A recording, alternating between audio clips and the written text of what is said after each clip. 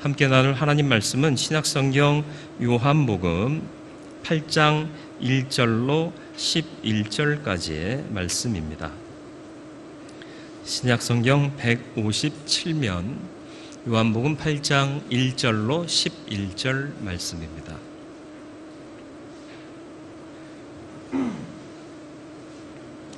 말씀 봉독해 드리겠습니다. 예수는 감람산으로 가시니라. 아침에 다시 성전으로 들어오시니 백성이 다 나오는지라 앉으사 그들을 가르치시더니 서기관들과 바리새인들이 음행 중에 잡힌 여자를 끌고 와서 가운데 세우고 예수께 말하되 선생님이여 이 여자가 간음하다가 현장에서 잡혔나이다. 모세는 율법에 이러한 여자를 돌로 치라 명하였거니와 선생은 어떻게 말하겠나이까? 그들이 이렇게 말하면 고발할 조건을 얻고자 하여 예수를 시험함이러라. 예수께서 몸을 굽히사 손가락으로 땅에 쓰시니 그들이 묻기를 마지 아니하는지라. 이에 일어나 이르시되 너희 중에 죄 없는 자가 먼저 돌로 치라 하시고 다시 몸을 굽혀 손가락으로 땅에 쓰시니 그들이 이 말씀을 듣고 양심의 가책을 느껴 어른으로 시작하여 젊은이까지 하나씩 나가고 오직 예수와 그 가운데 섰는 여자만 남았더라. 예수께서 일어나사 여자 외에 아무도 없는 것을 보시고 이르시되 여자여 너를 고발하던 그들이 어디 있느냐? 너를 정죄한 자가 없느냐? 대답하되 주여 없나이다. 예수께서 이르시되 나도 너를 정죄하지 아니하노니 가서 다시는 죄를 범하지 말라 하시니라. 아멘. 기도하겠습니다. 오늘도 주의 전으로 부르셔서 예배하며 주의 말씀을 들어 주 뜻을 깨닫게 하심을 감사드립니다. 귀를 열어주시고 마음을 열어주시고 영을 열어주사 주의 말씀 안에 주의 뜻을 분별하고 또 그 말씀을 중심으로 붙잡고 삶에서 승리하는 온전함이 우리 안에 있게 하여 주옵소서. 성령께서 지혜의 영으로 역사하시기를 예수 그리스도의 이름으로 기도드리옵나이다. 아멘. 정죄라는 말이 나오죠. 말 그대로 하면 죄를 정한다 그런 뜻입니다. 이게 죄다 하고 못 박아버린다 그런 뜻입니다. 넌 나쁜 놈 이렇게 규정해버리는 게 정죄입니다. 오늘 본문에서 사용된 정죄라는 말은 헬라어 원어의 카타크리노라는 단어를 사용하는데 이게 법적 용어로서요. 우리가 또 성경에서 많이 보는 심판이라는 단어 있잖아요. 크리시스라는 단어인데 이 단어보다 더 강력한 의미를 가지고 있습니다. 심판은 죄에 대해서 판결한다 그런 뜻이고 정죄한다는 건 뭐냐? 죄인으로 아예 규정해버린다 그런 뜻입니다. 그러니까 정죄라는 것은 쉬운 말로 못 박아버린다, 그냥 새겨버린다 그런 뜻이 되겠습니다. 오늘 상황은 성전에서 백성들을 가르치고 계시는 주님 앞으로 서기관들과 바리새인들이 음행하던 현장에서 잡힌 여인을 데리고 와서 어떻게 할까요? 묻고 있는 장면입니다. 선택 잘못하면 큰일 나요. 왜요? 용서해줘라. 그러면 모세의 율법, 다시 말하면 모세가 받은 하나님의 율법, 신명기 22장 22절로 24절에 간음에 대한 처결 방법이 나오는데 그 율법을 공식적으로 위반하는 일이 되고요. 반대로 용서해줘라, 살려줘라, 제가 살려줘라를 먼저 했죠. 네, 날이 더운가 봐요. 네, 죽여라, 돌로 쳐라 그러면 이제껏 말씀하신 사랑, 화해, 용서 이런 교훈에 반할 뿐만 아니라 지금 로마의 속국이잖아요. 식민지잖아요. 사형 처결은, 사형 판결은 로마 제국에서만 할 수 있었어요. 그러니까 예수님이 돌로 쳐라 그러면 로마를 반역하는 반역죄가 동시에 성립이 되는 거예요. 그러니까 돌로 쳐라 할 수도 없고 용서해라 할 수도 없는 이런 상황인 거죠. 주님이 어떻게 하셨을까요? 잘 하셨습니다. 어떤 집사님이요, 총동원 전도주일이 어느 교회나 있잖아요. 누구를 전도할까 봤더니요, 쉬운 말로 내 친구 중에 멀쩡한 애들은요 다 교회를 다니는 거예요. 마음에 별로 안 드는 친구 하나가 있는데 예, 그 친구 하나만 교회를 안 다니는 거라. 어떻게 해야 되겠어요? 그 친구라도 전도를 해야겠죠. 전도하는 내내 마음이 탐탁치 않은 거예요. 저런 게 뭐 예수를 믿고 교인이 된다는 게 과연 말이나 될까? 이런 생각을 가졌던 거죠. 근데 이제 또 웬일로 얘가요, 등록하고 나서 한 주도 안 빠지고 교회를 다니는 거예요. 세가족 교육도 잘 받은 거예요. 그리고 또 세례 받는다니까 세례 받겠습니다 그래가지고는 또 세례 교육까지 받은 거예요. 전도한 집사님은 못내 좀 찜찜하죠. 왜요? 얘는 들된 놈이거든요. 네, 내가 볼 때.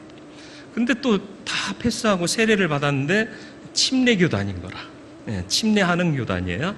그래서 침례를 하는데 겨울에 침례를 하게 됐어요. 이제 총동원 주일에 등록하고 성실하게 세례 교육 받고 침례일이 겨울이었는데, 아무래도 실내에서 침례를 받더라도 이제 허리까지 잠궈서 침례통에서 들어갔다 나오는 게 침례 아닙니까? 춥잖아요. 실내라도. 그러니까 침례하는 목사님이 침례를 딱 주고 나서 나온 이 새가족한테 물었대요. 많이 춥지요? 그렇게 물었대요. 그러니까 이 사람이 뭐라고 대답했을까요? 되게 추워요. 그랬겠어요? 보통 우리나라 사람들 아니요, 안 추워요. 괜찮아요. 그러잖아요. 그죠? 네, 그렇게 대답을 한 거예요. 아니요, 안 추워요. 괜찮아요. 그러니까는 그걸 보고 있던 전도한 집사님이, 목사님, 쟤 한 번 더 넣어야 돼요. 지금도 아직도 거짓말하고 있어요. 이렇게 얘기를 했다는 거죠. 아직도 무슨 말인지 잘 모르시나요? 제가 너무 말을 빨리 했나요? 이게 늘 못마땅하니까 목사님한테 괜찮아요 하고 인사치레로 한 말도 거짓말이야 이렇게 규정하게 되더라라는 것이죠. 사람들은 항상 마음에 정죄하려는 마음이 있어요. 사람들은 정죄하려고 들어요. 사람들은 왜 정죄하게 될까요? 자기가 주인이라고 생각하기 때문에 정죄하려고 든다라는 것입니다. 믿음의 세계는 내가 주인이 아니라 하나님이 주인이시고 예수 그리스도가 주인이십니다 고백하는 게 믿음의 세계인데, 우리는 기도할 때 주님, 주께서 주 뜻대로 이런 기도를 많이 하지만 결과적으로 모든 선택에 있어서 주님을 배제한 채로 내가 임의로 할 때도 많더라라는 것이죠. 특히 사람을 판단할 때도 내가 주체가 돼서 저거 저래갖고 집사나 되겠어? 막 이런 생각할 때도 있지 않습니까? 판결하실 수 있는 분은 오직 하나님 한 분이시라는 것을 우리는 인정할 줄 알아야 할 것입니다. 하나님께서 또 이스라엘 백성에게 가장 경계하셨던 일이 뭘까요?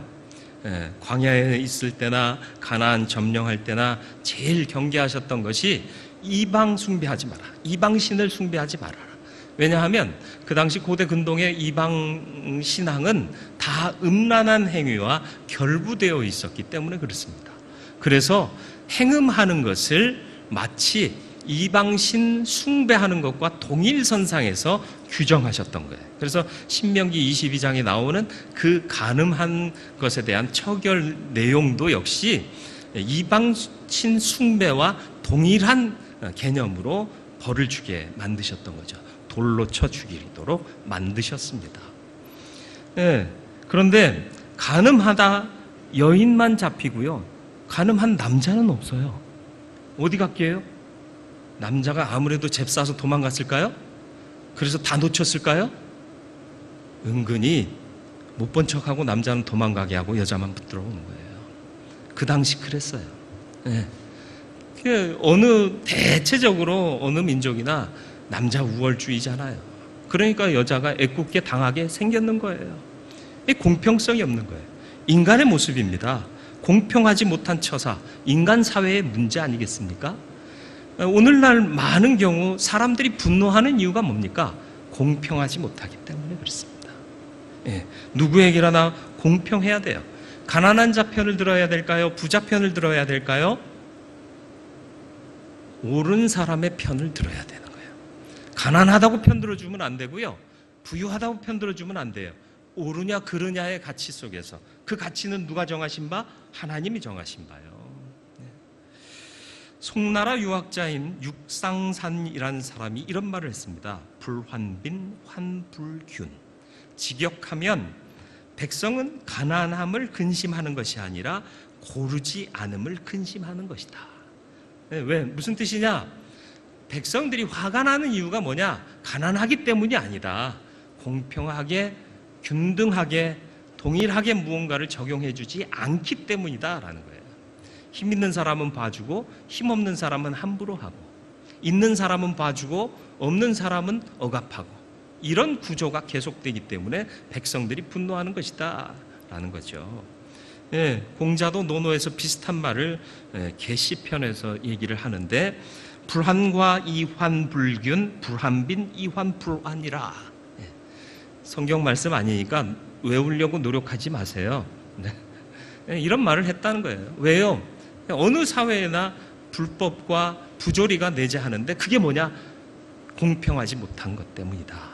오늘 이 상황도 공평하지 못한 상황이 나타나고 있는 거죠. 사람은 사람을 정죄할 수 없어요. 하나님만이 하실 수 있는 일입니다. 그런데 사람들은 자꾸 정죄하려고 든다라는 거예요. 혹시 여러분의 마음속에 누군가를 정죄하고 있지는 않은지 돌아보시길 바랍니다. 물론 못 박듯이 완전히 새겨버리듯이 정죄하지는 않다 할지라도 저 인간은 안 돼 하는 마음을 혹시 갖고 있다면 여러분 회개하시길 바라고요. 그런 마음을 버리시기를 바랍니다. 오늘 이 사람들이 가나마다 현장에서 잡힌 여인을 예수께로 끌고 나오죠. 왜 그랬을까요? 왜 이토록 먼 거리까지 이 여인을 끌고 왔을까요?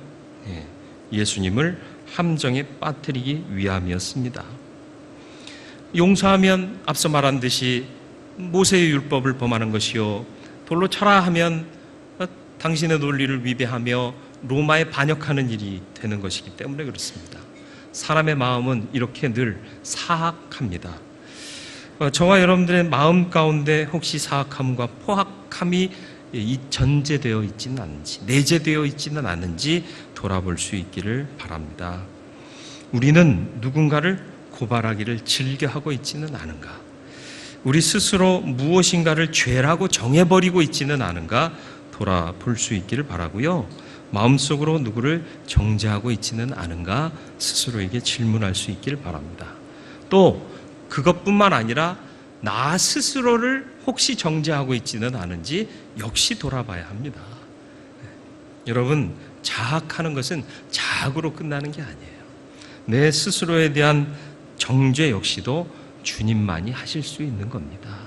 늘 우리는 빚진 자로서, 용서받은 자로서 감사하고 감격하며 주님의 뜻을 따르는 삶을 살아야 할 것이고, 모든 판단은 주께 맡기고 우리는 더욱 서로를 용납하고 사랑하며 살아가야 할 줄로 믿습니다. 예수님의 방법이 나옵니다. 이렇게 고발하려고 하고 진퇴양난의 상황에 빠지게 만든 사람들의 고발 속에서 예수님은 이 위기의 상황을 어떻게 헤쳐나가셨는가라는 거죠. 지금 예수님 앞에 모인 사람들은 감정이 격앙돼 있어요. 그리고 뭐라고 얘기하든지 간에 어떤 얘기를 하든지 들이받을 준비가 돼 있습니다. 이런 사람들 앞에서 야, 니들 죄 없어? 니들 중에 죄 없는 사람이 먼저 돌로 쳐봐. 그랬으면 누구라도 먼저 돌을 들어서 던졌을 겁니다. 그런데 주님은 이 성난 군중의 감정 그대로를 반응하지 않으시고 바닥에 글을 쓰십니다. 글을 쓴다, 그린다 똑같은 의미예요. 그림을 그리셨는지 글을 쓰셨는지 우리는 확인할 바는 없습니다만은 주님이 무언가를 바닥에 쓰시는 거죠. 그러니까 대답을 기대하고 있던 사람들의 이목이 어디로 집중되죠? 그 그림으로, 글씨로 바닥에 쓰는 것으로 집중이 되는 거예요. 감정이 한 차례 순간적이지만 순화됩니다. 그리고 그때 그 사람들의 마음이 거기에 집중될 때, 그 사이 흥분이 가라앉았을 때 예수님께서 그들의 폐부를 찌르는 말씀을 던지시죠. 7절 말씀입니다. 같이 읽어볼까요? 그들이 묻기를 마지 아니하는지라 이에 일어나 이르시되 너희 중에 죄 없는 자가 먼저 돌로 치라 하시고. 글씨를 쓰시니까 뭐라고 말하는 사람이 없는 거예요. 조용해져서 집중하는 거예요. 그때 일어나셔서 말씀하신 거죠. 너희 중에 죄 없는 자가 먼저 돌을 들어 치라. 그리고 나서 바로 또 어떻게 하시죠? 바로 다시 몸을 굽혀 손가락으로 땅에 쓰셨다 그랬습니다. 만약에 그 말씀만 하고 이렇게 두리번거리며 사람들의 반응을 살피셨으면 누구라도 항변을 했을 거예요. 그죠? 그게 말이 됩니까? 지금 이 상황과 무슨 관계가 있습니까? 죄 없는 사람이 어디 있습니까? 이 사람이 죄인입니다. 왜 우리가 죄인입니까? 뭐 이렇게 항변했을 수 있어요. 그런데 그 항변과 논쟁을 완전히 종식시키는 거죠. 어떻게? 다시 몸을 굽혀 땅에 쓰시는 거죠. 어떤 학자들은 이때 몰려온 사람들의 지은 죄명을, 죄몫을 땅에 쓰셨을 거다라고 추측하는데 그건 말 그대로 추측일 뿐이고요. 무엇을 쓰셨는지, 무엇을 그리셨는지는 알 수는 없어요. 그러나 다시금 이목이 그 쓰시는 것에 집중되다 보니까 논쟁할 거리가 없는 겁니다. 그러니까 사람들마다 마음의 양심의 가책을 받아 나이 든 자로부터 젊은이까지 하나씩 돌아가고 여인과 예수님만 남게 되는 상황이 되었던 거죠. 주님은 그들의 감정을 순화하는 완충적인 상황을 만들어내셨고요. 논쟁을 피하셨습니다. 그리고 훈계하시지도 않았습니다. 예, 훈계하면 사람이 변화될 것 같습니까? 아니요. 예, 한마디라도 충격적이고 폐부를 찌르는 말 한마디면 알아들어요. 예, 근데 말을 많이 하면 들을 것 같죠? 예, 저와 여러분들이 부모님 밑에서 자랐잖아요. 그죠? 예, 부모님들이 날 세워놓고 많은 말로 훈계하셨잖아요. 다 들으셨나요? 안 들었잖아요. 말씀하소서 하면서 나는 구구단 외기도 하고 너 친구랑 놀았던 생각하고 이거 아버지 언제쯤 끝내실까 미리 예측도 해보고 끝나는 대로 난 뭘 할까, 책상에 가서 공부하는 척을 해야 이쁨을 받을까, 아니면 그냥 문 잠그고 그냥 삐진 척 할까, 막 이런 생각하고 말씀하옵소서 이쪽 귀로 듣고 이쪽 귀로 흘리겠나이다 이렇게 살지 않았나요? 우리는 성급해요. 사람이라면 자고로 생각하고 행동해야 하는데 많은 사람들이 반응하거나 반사적으로 움직이는 경우가 참 많습니다. 길을 가다가요, 누군가 어깨를 부딪히고 가요. 그러면 여러분 어떻게 하세요? 으이씨 이렇게 보지 않습니다. 반응하는 거예요. 즉각 반응하는 거예요. 왜 저러지? 저 사람은 왜 저렇게 급하지? 이렇게 이해하고 생각하는 사람 거의 없어요. 탁 치고 가면 이씨 눈을 어디다 두고 다는 거야? 눈은 장식품이야? 막 이런 생각 하잖아요. 그런데 육체적으로 부딪힘뿐만 아니라 감정적인 부딪힘에서도 똑같이 반응해요. 누군가 나를 비난해요. 그러면 이씨 나를 이러면서 반응하지 않습니까? 그래서 어떤 사람은 화가 나면 열을 세라 그런 말도 해요. 왜요? 감정을 순화해야 제대로 된 사고 속에서 행동할 수 있기 때문에 그렇습니다. 군중 심리가 굉장히 어리석은 것임을 아시나요? 네, 진리 아닌 것도 진리인 것으로 착각하게 만드는 게 군중 심리 아닙니까? 왜 군중 심리에 빠져요? 생각이 멈추니까 군중 심리에 빠져드는 겁니다. 여러분, 행동을 행하기 전에 먼저 생각하세요. 무엇을 생각할까요? 예수 그리스도를 생각하셔야죠. 그분을 생각해야죠. 이같이 너희를 위하여 오래 참으신 자를 생각하라 말씀하지 않습니까? 예? 그분을 닮아야 된다면서요. 그러면 그분을 생각하고 참는 자가 돼야 되고 용서하는 자가 돼야 되고 이해하는 자가 돼야 되고 사랑하는 자가 돼야 돼요. 예수님이 다혈질적인 성격이 없으시지 않습니다. 왜요? 성전 청결 사건을 우리가 봤잖아요. 그죠? 하나님의 전을 엉망으로 만든 무리들을 용납하지 않으셨어요. 채찍 만드셔서 상을 뒤집었고 동물들을 내어 쫓고 다혈질적인 면모도 있었지만 오늘 이 상황에서요, 나를 고발하러 온 게 많이 보이잖아요. 네? 이 여자 어떻게 할까요? 죽일까요 말까요? 이러고 있는 사람들한테 니들이 그러고도 인간이냐? 할 수 있어요. 저 같았으면 그렇게 한마디 했을 것 같아요. 그럼 나도 돌 맞았을 거예요. 그런데 주님은 그렇지 않으셨어요. 생각하게 하셨습니다. 몸을 굽혀 땅에 쓰셨습니다. 사람들이 생각하기 시작하는 거예요. 그리고는 말씀을 던지십니다. 너희 중에 죄 없는 자가 먼저 돌을 들어 치라. 내가 죄가 없지 않잖아요. 또 무언가를 쓰세요. 뭘 쓰시나 봤죠. 그러면서 스스로 생각하는 거예요. 맞다. 나도 죄인인데 왜 내가 돌을 들었는가. 그러면서 양심의 가책을 받아 하나씩 돌아가더라. 누가복음 6장 36절로 38절에 예수님께서 우리가 가져야 할 바 마음가짐을 말씀하고 계십니다. 한번 같이 볼까요? 누가복음 6장 36절로 38절 같이 읽습니다. 너희 아버지의 자비로우심 같이 너희도 자비로운 자가 되라. 비판하지 말라. 그리하면 너희가 비판을 받지 않을 것이요. 정죄하지 말라. 그리하면 너희가 정죄를 받지 않을 것이요. 용서하라. 그리하면 너희가 용서를 받을 것이요. 주라. 그리하면 너희에게 줄 것이니 곧 후히 되어 누르고 흔들어 넘치도록 하여 너희에게 안겨주리라. 너희가 헤아리는 그 헤아림으로 너희도 헤아림을 도로 받을 것이니라. 아멘. 어떻게 살라고요? 비판하지 말고 정죄하지 말고 용서하래요. 그리고 주래요. 주면 후히 되어 누르고 흔들어 넘치도록. 제가 후배 목사님이 옥수수를 보내주셔서 옥수수를 어저께 다듬었는데요. 뭐 아주 많은 양이 아니어서 우리 부목사님 가정하고만 나눴어요. 나중에 많이 오면 여러분과 함께 나누도록 하겠습니다. 그리고 이 옥수수의 계절이 가기 전에 점심시간에 옥수수 한번 내도록 하겠습니다. 괜히 이걸 예화로 꺼낸 제 죄입니다. 근데 이제 알맹이를 이제 까서 나중에 밥할 때 넣으면 또 그게 맛있더라고요. 예전에 한번 우리 식당에서도 옥수수 밥 하셨잖아요. 그죠? 그래서 또 그걸 깐다고 이렇게 까는데 용기가 꽉 찼네? 그래서 이게 눌렀어요. 그러니까 자리가 생기네요. 그리고 막 흔들었어요. 그랬더니 또 자리가 생겨요. 아, 희한하대? 더 들어가요. 더 많이 들어가요. 더 주시겠다는 뜻이에요. 이 말씀이. 후히 되어 누르고 흔들어 주시겠다.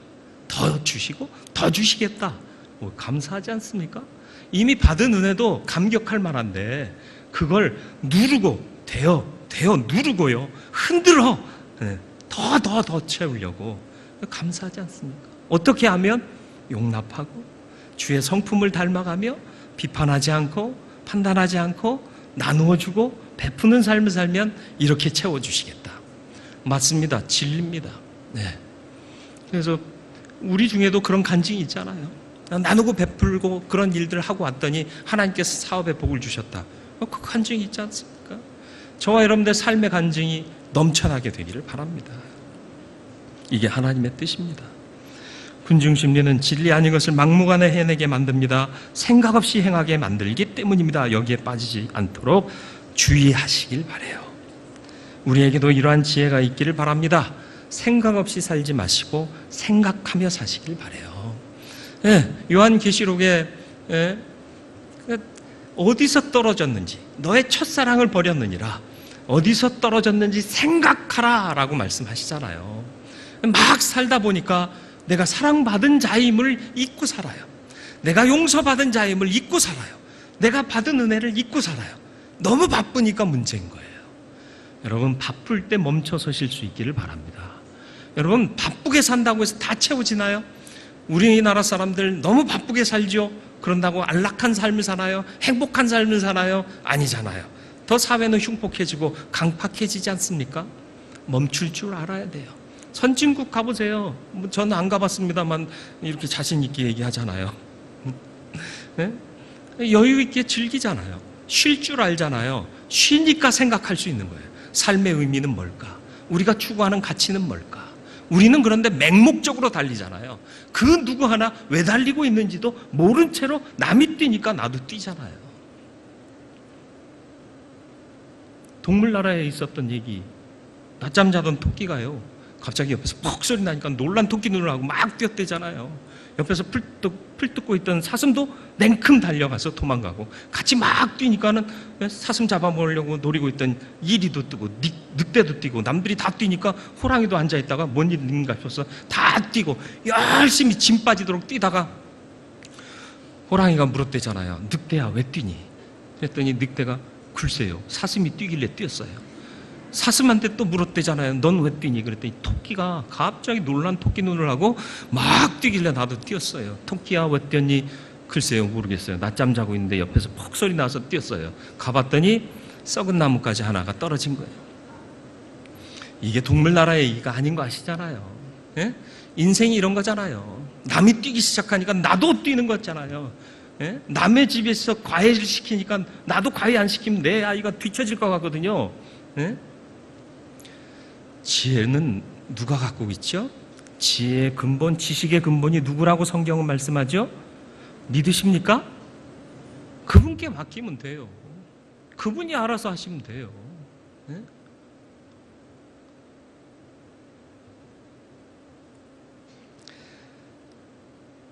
여러분 잘 달리고 계십니까? 그러면 잘 멈출 줄도 아셔야 되고요. 잘 멈추셨으면 휴식할 줄도 아셔야 돼요. 네. 아무리 바빠도 쉬어 가셔야 안전하게 가십니다. 그렇지 않고 조금만 더 가면 돼. 네. 다 왔다고 방심 말고 끝까지 안전운행. 뭐 이런 거 적혀 있잖아요. 그죠? 그리고 2시간 운전하면 30분은 쉬어가라. 네. 여러분이 수고하지 않았다는 말이 아니에요. 수고했습니다. 그러나 그 수고가 도대체 무엇을 위함인가를 알고 가시느냐라는 거예요. 멈춰서서 그걸 묵상할 필요가 있다는 거예요. 저와 여러분들이 사는 이유가 뭐죠? 왜 열심히 살아야 하죠? 왜 무언가를 해야 되죠? 고린도전서 10장 31절 말씀을 우리 다 같이 한번 봉독하겠습니다. 그런즉 너희가 먹든지 마시든지 무엇을 하든지 다 하나님의 영광을 위하여 하라. 아멘. 먹고 살기가 바쁘시죠? 근데 먹고 사는 그 궁극적인 이유가 뭔 줄 아십니까? 하나님의 영광을 위하여요. 여러분 하나님의 영광을 염두에 두고 살고 계십니까? 그냥 막 달리다 보니까 아무 생각 없이 여기까지 오셨습니까? 이제부터는 정신 차리고 하나님의 영광을 위해 달려가시길 바라요. 여러분 용서받으셨잖아요. 용서받은 것은 곧 사랑받은 거예요.